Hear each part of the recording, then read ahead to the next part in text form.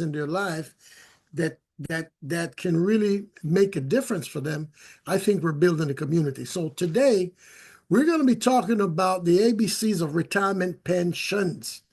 And we're going to be talking about, this is part one, Pensions 101. And as Erica, my host, with nice introduction, said, I am excited. I am a business director in our Infinite company. And, I'm also an equity partner. But we've got many of us in our Infinite company that's interested in really helping our community and helping people to elevate their lifestyles and make better decisions financially. So what does retirement mean? I mean, what is what does most people have in mind when they think about their retirement pension? When they think about retirement, period. And most people, when they think about retirement, they think about being able to relax and take it easy and have fun and not have to get up and go to work for anyone and so on and so forth, which is great. But that doesn't just happen. And I tell people all the time, every day, retirement is not a function of age. It's not about how old you are. It's about money. Do you have the money that you need to buy back your time? If you stayed home, if you relax, if you stayed in the rocking chair, are your bills going to get paid at the end of the month? And so if that's happening, then you can call yourself retired. And we're seeing that the retirement date has been moved back more and more for people for many reasons. Number one reason, they don't have enough money. Number two reason is the money plans they have were not adequate enough because you have inflation is really, eating up the money that or is changing their plans. And so, we need more information. We need better information to make better decisions. So if you take a look back at the past, one of the first pension programs, private pension programs, is dated back to 1875, with the American Express Company. They started one of the first private pension programs way back then. And if you want to, most people today that I talk to, they always talk about their Social Security program. And Social Security is one of the most popular pension programs. I didn't say the best. I just said one of the most popular. And I'm not throwing any rocks at Social Security. I think it's better than nothing. I think it's a great program. But just think about this.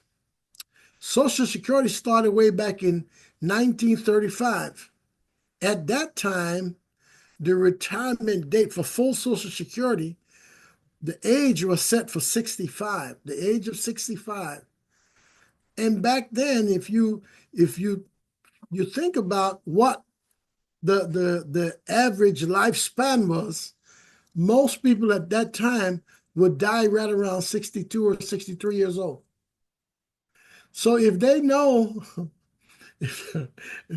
these companies, these people, they look at all the data before they make decisions.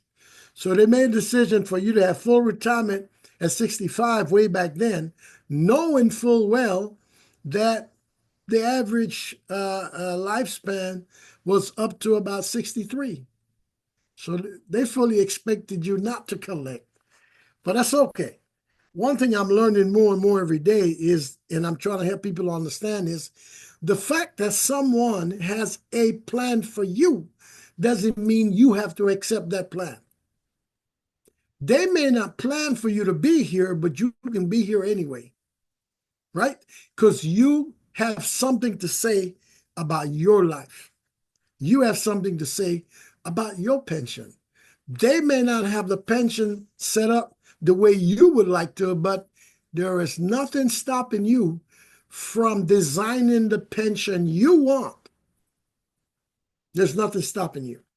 Just a matter of getting a little information. So I ask people this question all the time, when you retire, if your home is paid off, and your cars are paid off, how much money do you want to live on on a monthly basis or on an annual basis. It really doesn't matter. I ask that question all the time. And you want to guess what my number one answer is? That's it. I don't know. I really don't know. I got that answer just this week. I don't know. Number two answer. No one ever asked me that before. That's the number two response that I get. And the bottom line is, maybe it is because rather than thinking about retirement, a lot of us were simply thinking about getting a job and keeping the job and not getting laid off and so on and so forth. I get it. Not a problem. But if you're going somewhere, and especially if you're going to spend 30 or 40 years of your life going somewhere, you may want to ask a few more questions about where you're going. It just makes a little sense. And I'm not throwing rocks at anyone. I didn't know either. Guess what? No one has asked me that question before either, right? And so, but we've got to ask ourselves that question, and we've got to ask people around us that question because it's important to know. I got another one for you. I tell people all the time this. Everyone you know, I want you to talk to everyone you know and ask them, are you saving for retirement? And if they say no, I need you to tell them this. I need you to start today. I need you to start saving for retirement today. Why is that? Because if they're not saving for retirement, they're making plans on what you are saving for retirement. How about that? If they're not saving for retirement for themselves, they're making plans on what you're saving. And so the thing about that is this. Your retirement money is supposed to last you a lifetime. Your retirement money is supposed to make sure that you have money in some of the most delicate times of your life. We all want to age gracefully, and I expect to be walking and jogging and doing all that kind of stuff till the day I die. But what happens if you have to spend 5 or 10 or 20 years of your life in bed or in a wheelchair, not able to go to work or whatever? You're going to need some serious money. And so just talking to one of my clients today or yesterday, discussing his retirement savings, he was saying, well, I've got this money for my retirement, but I don't want to put it all in a program. I want to get some money because there's some people I want to bless. There's some people I want to do some stuff for. And I said, I hear you, and it's good to want to bless people, but that's not what your retirement money is for. Your retirement money is not to pay off anybody's car. Your retirement money is not to, save anybody's house. It's not to get anyone out of jail. Your retirement money is to last you a lifetime. It's to be there until you die. It's to make sure that if you can't get out of bed or if you can't go to work or whatever, you still have a roof over your head. You can still eat. You can still pay your medical bills. That's what your retirement money is all about. And so these are some of the things that we've got to think about when we talk about retirement and then pensions. So now pensions, there are generally, two primary categories of pensions. You got the defined benefit plans. In other words, these plans promise a specific monthly benefit at retirement, often calculated based on factors like salary and years of service. In other words, it's defined. If you do this, if you put so many years in, if you meet these criteria, you can expect to have this money when you retire. It's a defined benefit pension plan, right? Now, the great thing about these plans is that these plans don't depend on the money you contribute. It's not about how much money you save or how much money you put in. It's all about Did you meet the criterias that the company set out for you, right? And as you go to work, one great example of that is the Teachers Retirement System of Texas. Those that are in the education system, right? They have a program based on how many years of service they put in. And then the amount of money that they'll get is a combination of the years of service they put in plus a formula with the highest 3 or 5 salaries times this and times that. And that will give them X amount of dollars per year for retirement. Most educators, because I work with educators a lot, most educators that I work with, and when I look at their program, most of them get somewhere between, if they work close to 20 years or a little bit more, somewhere between maybe $30,000 or $40,000 a year income in retirement. But the money that they contribute to the plan in a lifetime is usually about 100, 110, 120,000. It's not a lot of money. So if you divide 40,000 or 120,000 into 40, it's only enough money for 3 years. Yet still, a lot of them retire in their 50s or 60s. They live to their 70s or 80s. There is no way you get 15 years of income out of $120,000. There's no way. So that plan is not based on how much money they contributed. It's based on other criteria, the years of service, and then they consider the salary they have right now times a formula and so on and so forth. So that is a defined benefit pension plan. It's kind of like even your Social Security. Your Social Security is kind of a defined benefit pension plan. If you put in a minimum of 10 years, you qualify for Social Security at the age of 62 or 65 or whatever, right? It's a defined benefit plan.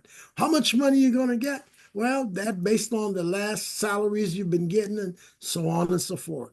A defined benefit pension plan. Then you also have the defined contribution plan. Now, I personally think this is a trick on words, okay? They're playing with words here.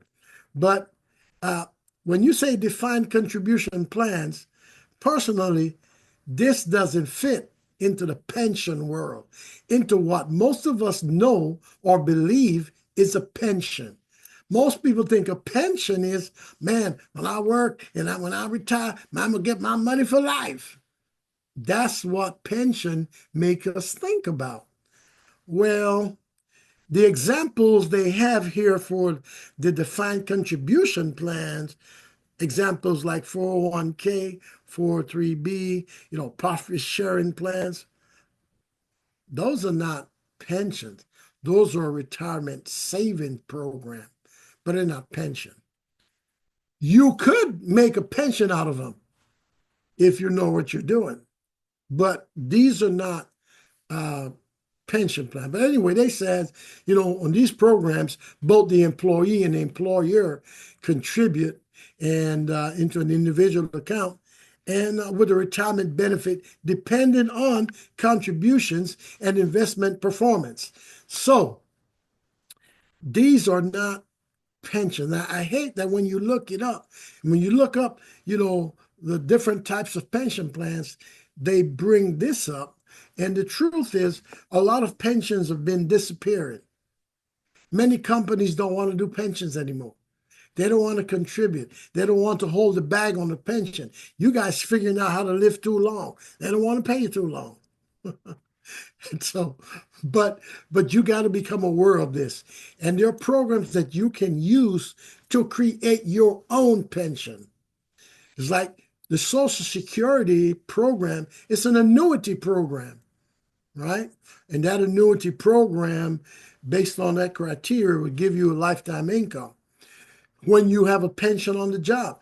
The company is managing a big annuity program and you participating in that, and they're going to make sure that program stays around. They're managing it. And a lot of times it's costly, especially when you try to eat healthy and exercise and live long. Now their responsibility increases. And it's all well and good. But your retirement savings, like a 401k, 403b, 4, those programs with a little bit of information, you can put those programs into an annuity and create your own pension plan. Many annuity programs have lifetime income riders or lifetime income benefits that if you understand how this works, and it's not really complicated, just a little information, you can create your own pension plan. The great thing about it is, or one of the sad things is, we usually think, well, I got a pension. And we think that pension is only a singular thing. We don't allow ourselves to think we can have two or three pensions. Why not? You can have multiple sources of income. You don't have to be limited to one pension program. And I'm hoping that as we do this education program and more people see this, they can make some of these decisions for themselves, right? So there's some key differences, like it talks about the defined benefit plans, guarantee a specific retirement payout, whereas the defined contribution plan does not. And that's true. It does not, because it's based on the amount of money that you save. If you have a 401k and or 403b or one of these programs, and I get people to tell me about that all the time. Mr. Robinson, I'm ready to retire. And or I like this one. Mr. Robinson, I retired 3 months ago. And I have my 401k. I want to know what I can do with it. Well, why are you talking to me after you retired? You should talk to me before you retired. And I said, okay, let me see what I can do to help you. And how much money you have in your? I got $48,000.63. Okay. What you need to do is, like, apply for work again, and you don't have enough money to retire. I mean, most annuity programs, if you want to put your money in there and get a lifetime income, that income is going to be somewhere between 4 and maybe 6%. What is 6% of $48,000? It's not even $3,000. Well, that's your annual income. What are you going to do with $3,000 a year in retirement? That is not retirement money. So the numbers are not complicated, they're simple, but because a lot of us are not accustomed of talking about this, we don't know. And here again, I'm not throwing rocks at anyone. I didn't know this stuff a few years ago. No idea. No one ever told me, right? But we are making sure that we bring this information to the community. We want our community to know what's going on. We want our community to be educated so that we can make better decisions. Look, my time is just about up. I can't believe, I just feel like I just started talking. I got so much other information to give, but anyway, we appreciate the fact that that you guys are here getting this information for yourself and for your family. We hope that you talk to your friends and family about what we're doing, about this free financial education forum. We love bringing this information to our community. We're excited about the changes and the contributions that we're making with this information. So I'm going to turn it back over to my host. We're going to do this again on Thursday. I look forward to getting with you guys and give you a little bit more information on the subject. And so, thanks for listening. And back to you, Eric.